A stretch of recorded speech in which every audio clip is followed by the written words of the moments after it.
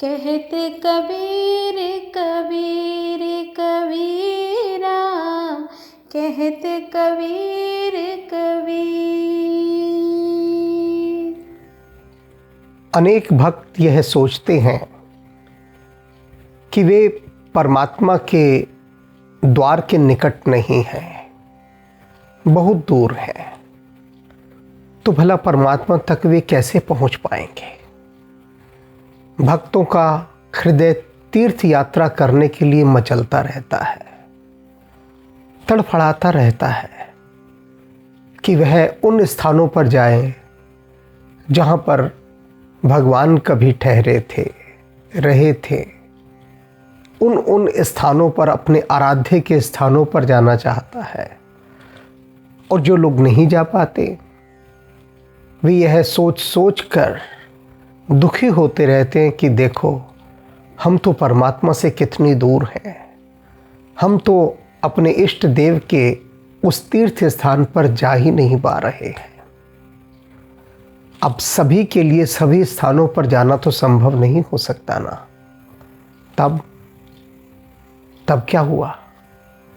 क्या परमात्मा उन लोगों से दूर है जो परमात्मा के तीर्थ स्थानों पर नहीं जा सकते? या परमात्मा की दूरी सदा उनके लिए बनी ही रहेगी, कभी निकटता नहीं बनेगी? आज इन बातों पर कबीर साहब बहुत ही गहरी बात कह रहे हैं, स्पष्ट कर रहे हैं, दिखा रहे हैं, बता रहे हैं कि वास्तव में परमात्मा के लिए ये दूरियां कोई मायने नहीं रखती। परमात्मा को कौन करीब लाता है? जो परमात्मा को आपके करीब लाकर खड़ा कर देता है। आज कबीर साहब उस शक्ति के बारे में आपको बता रहे हैं। यदि यह शक्ति आपने जान ली, तब आप अपने स्थान पर बैठे बैठे परमात्मा को वहीं प्रकट कर लेंगे। तो जानते हैं कबीर साहब की इस रहस्यात्मक वाणी के माध्यम से इस सत्य को। जल में बसे कमुदनी, चंदा बसे आकाश। जल में बसे कमुदनी, चंदा बसे आकाश। जो है जाको भावना, सोता ही के पास कबीरा, सोता ही के पास। अब कबीर साहब अपनी बात को स्पष्ट करने के लिए एक उदाहरण लेकर आए। उस उदाहरण के माध्यम से वे उस दिव्य शक्ति से हमारा परिचय कराएंगे जो परमात्मा को हमारे निकट खींच कर ले आते हैं। कबीर साहब ने दो चीज सबसे पहले हमें बताई। कहते हैं जल में बसे कुमुदनी। जो कुमुदनी है वो जल में बसती है। अब कुमुदनी समझ लीजिए क्या है। कमल का स्त्रीलिंग रूप समझ लीजिए कुमुदनी। ये समझने के लिए बता रहा हूं मैं आपको। कमल सूर्य की रोशनी में खिलता है और कुमुदनी चंद्रमा को देखकर खिल जाती है। अंतर समझिए पहले दोनों का। दोनों एक जैसे दिखाई देते हैं।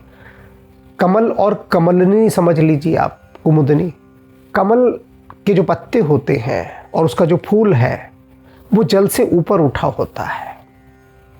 और कमल का फूल तो अनेक बार जल से ऊपर 5-5 फीट तक उठ जाता है। लेकिन कुमुदनी के पत्ते और कुमुदनी का फूल जो कि बिल्कुल कमल जैसा होता है, पानी की सतह पर ही तैरते रहते हैं। मुख्य अंतर क्या है कि कुमुदनी चंद्रमा को देखकर खिलती है और कमल सूर्य को देखकर। सूर्यास्त होते ही कमल मुरझा जाता है, अपने को सिकोड़ लेता है, समेट लेता है, सिर झुका लेता है, ऐसे नीचे झुक जाएगा कमल। सूर्यास्त कमल का काम समाप्त। और उधर चंद्रमा का उदय हुआ तो कमलनियाँ खिल जाती हैं, यानी कुमुदनी। सूर्य उदय होने पर जो कुमुदनी है वह मुरझा जाती है और कमल खिल जाता है। फिर चंद्रमा के उदय होने पर कमल मुरझा जाता है और कुमुदनी खिल जाती है। अब कुमुदनी किसे चाहती है? कुमुदनी चाहती है चंद्रमा को। अब चंद्रमा तो आसमान में है, चाहत कुमुदनी की आसमान में बसी है। अब आसमान में बसे चांद को वो भला कैसे अपने करीब उतार कर ले आए? कैसे लाए? एक ज़मीन और एक आसमान। तो कबीर साहब कह रहे हैं, जल में बसे कुमुदनी, चंदा बसे आकाश। जो चंदा है वो आकाश में बस रहा है। कुमुदनी का मेल चंदा से हो तो कैसे हो? कुमुदनी की चाहत है चांद, कुमुदनी को चांद मिले तो कैसे मिले? तो कुमुदनी की जो भावना है वो भावना चांद को ज़मीन पर लाने के लिए मजबूर कर देती है। उसे आना पड़ता है चांद को। जो है जाको भावना, जिसकी जैसी भावना होती है सोता ही के पास, उसे उसके पास आना ही होता है। कुमुदनी की चाहत है चांद और उस चांद को ज़मीन पर आना ही होगा। तो उसकी जो भावना है कुमुदनी की, वो चांद को अपने तालाब में ले आती है। आपने देखा होगा कि चंद्रमा तालाब के अंदर कैसा दिखाई देता है। ऐसा लगता है कि तालाब के अंदर ही चंद्रमा है, आकाश में नहीं है, तालाब में है। और वह जो कुमुदनी जो चंद्रमा को चाह रही है, उसकी चाहत, उसकी भावना चंद्रमा को उसके बिल्कुल करीब ले आती है। जिस जल में कुमुदनी तैर रही है वहाँ चारों तरफ चांद ही चांद, चांद ही चांद। वह चांद जल में उतर आता है।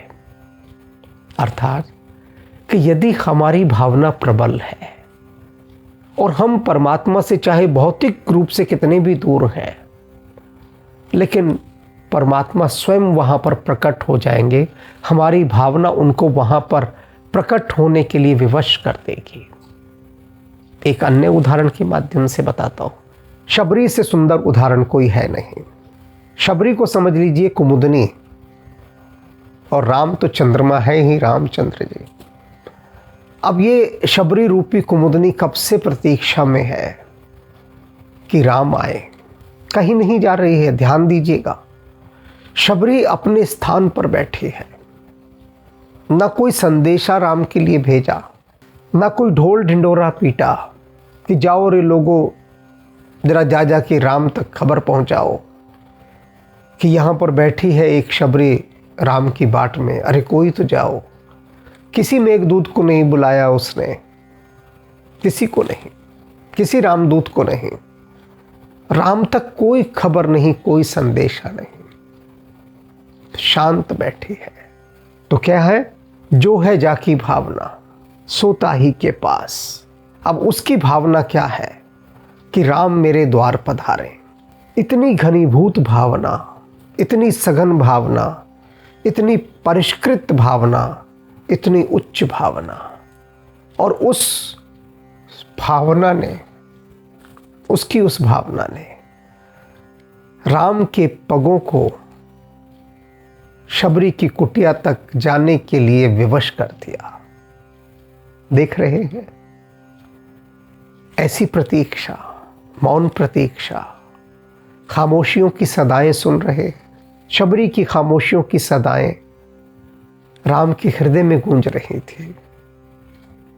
राम सब सुनते हैं, सब सुन रहे हैं, और राम पहुंचकर शबरी को निहाल कर देते हैं। वैसे ही अहिल्या, अहिल्या भी कुमुदनी के समान बैठी है, शिलावत पड़ी है, बहिष्कृत, उपेक्षित और तिरस्कृत जीवन जी रही है।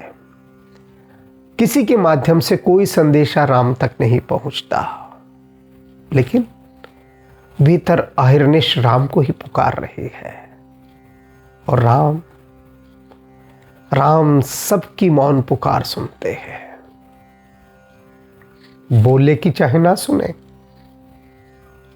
बोल बोल कर कितना राम को पुकारते रहो, हो सकता है ना सुने, लेकिन अबोले की, बिन बोले की, मौन की सदाएं वे तत्काल सुन लेते हैं। उनकी तरंगें इतनी तीव्रगामी होती हैं, उनकी जो फ्रीक्वेंसी है, वेवलेंथ है, कुछ भी कह लो, जो भी कुछ है, जो मौन की जो ध्वनि है, साउंड ऑफ साइलेंस, उसे तो राम ही सुन सकते हैं। कुमुदनी की चंद्रमा सुनता है। ऐसे ही जितनी भी प्यासी जीवात्माएं कुमुदनी के समान हैं, वे जब जब राम को पुकारती हैं, तब तब राम उनके पास प्रकट हो जाते हैं, उन्हें दर्शन दे देते हैं। तो हमें कबीर साहब ने आज उस शक्ति से परिचय कराया है, जो शक्ति परमात्मा को हमारे निकट आने के लिए विवश करती है, बाध्य करती है। और वह शक्ति है हमारी भीतर की पवित्रतम भावना। जल में बसे कमोदनी, चंदा बसे आकाश,